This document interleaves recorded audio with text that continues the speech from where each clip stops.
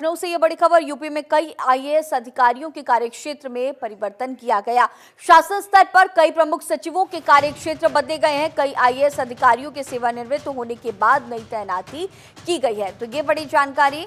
UP में कई IAS अधिकारियों के कार्यक्षेत्र में परिवर्तन किया गया है। शासन स्तर पर कई बदलाव किए गए हैं। कई प्रमुख सचिवों के कार्यक्षेत्र बदले गए हैं। कई आईएएस अधिकारियों के सेवानिवृत्त होने के बाद ये नई तैनाती की गई है। ये बड़ी जानकारी लखनऊ से, जहां यूपी में कई आईएएस अधिकारियों के कार्यक्षेत्र में बदलाव किया गया। हमारे सहयोगी नंदन लगातार हमारे साथ लाइव मौजूद है।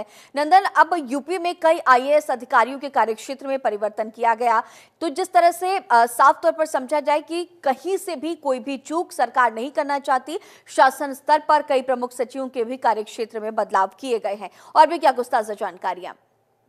बिल्कुल गरिमा, देखिए 46 ऐसे आईएएस अधिकारी हैं जिनके कार्य क्षेत्र में परिवर्तन किया गया है। वजह साफ है कि जो अनुभवी जो आईएएस हैं, यानी कि जो प्रमुख सचिव, मुख्य सचिव और सचिव हैं, उनके कार्यक्षेत्र में उनको जिम्मेदारियां और भी सौंपी गई। जैसे कि अगर हम बात करें संजय प्रसाद, जो कि मुख्यमंत्री योगी आदित्यनाथ के सचिव हैं, और उनके कार्यक्षेत्र के साथ साथ कई जिम्मेदारियां अहम उनको और भी दी गई हैं। इसी तरह लुक्कू वेंकटेश की बात करें तो उनको भी कई सारी ऐसी जिम्मेदारियां दी गई हैं जो उनके कार्यक्षेत्र में बढ़ाया गया है। साथ ही साथ अगर बात करें दीपक कुमार आईएएस जो है, उनको अपर मुख्य सचिव जो वित्त संस्थापक वित्त थे, उनको अपर मुख्य सचिव गृह गोपन विचा, इस सब पासपोर्ट में भी उनको जिम्मेदारियां दी गई हैं। साथ ही साथ अगर बात करें बाबूलाल मीणा की, तो उनको प्रमुख सचिव होमगार्ड विभाग के साथ साथ अवमुक्त किया गया है। इसके अलावा अगर बात करें आलोक कुमार की, तो आलोक कुमार को प्रमुख सचिव के कार्य जो खादी ग्राम उद्योग विभाग है, उसमें उनको पोस्टिंग दी गई है। तो इस सब जितने 46 आईएएस अधिकारी हैं, उनके कार्यक्षेत्र में बदलाव करके उनको और भी महत्वपूर्ण जिम्मेदारियां भी दी गई हैं उनके साथ साथ।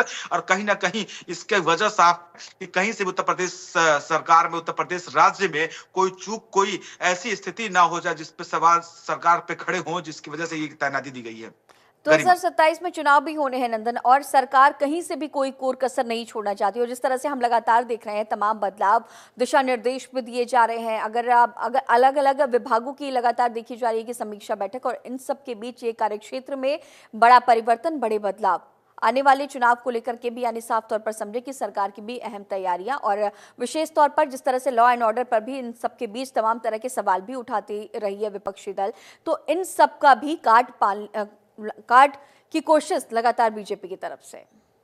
देखिए, निश्चित तौर पे देखिए, पक्ष और विपक्ष होते ही ऐसे हैं कि जो चुनावी दौर में अपने आप को मजबूती से खड़ा रखें। पक्ष का काम होता है अपनी तैयारियों को मजबूत करना, अपनी योजनाओं को और आगे बढ़ाना, साथ ही साथ जन जन के दिल तक जाना और उनके वोट बैंक को अपने पाजे में डालना। वहीं विपक्ष का काम होता है कि सरकार को घेरना, सरकार को अगले चुनाव में हराना और अपनी सत्ता बनाना। और उसी कार्यशैली पे दोनों ही चल रहे हैं, चाहे वो पक्ष की बात करें या विपक्ष की बात करें। साथ ही साथ योगी आदित्यनाथ का 2.0 कार्यकाल चला, यानी दूसरा कार्यकाल चला, तीसरा कार्यकाल को लेकर वो रिकॉर्ड बनाने की तैयारी में लगे हुए हैं। उपचुनाव देखा गया, उपचुनाव में 9 सीटों पर जिस तरीके से चुनाव हुआ, उसमें भारतीय जनता पार्टी की जीत हुई। हालांकि समाजवादी पार्टी ने पुरजोर कोशिश की थी कि सत्ताधारी पार्टी यानी कि भारतीय जनता पार्टी को हरा दे, लेकिन परिणाम भारतीय जनता पार्टी के पक्ष में रहा। वहीं अब 27 का जो चुनाव होने वाला, 27 के चुनाव में कहीं ना कहीं भारतीय जनता पार्टी कोई कोर कसर नहीं छोड़ रही है। वजह साफ है कि इनको एक बार फिर से उत्तर प्रदेश में सरकार बनाना, चुकी अगर देखा जाए तो दिल्ली का रास्ता भी उत्तर प्रदेश होकर तय होता है। बड़ा राज्य माना जाता है, राजनीति के क्षेत्र में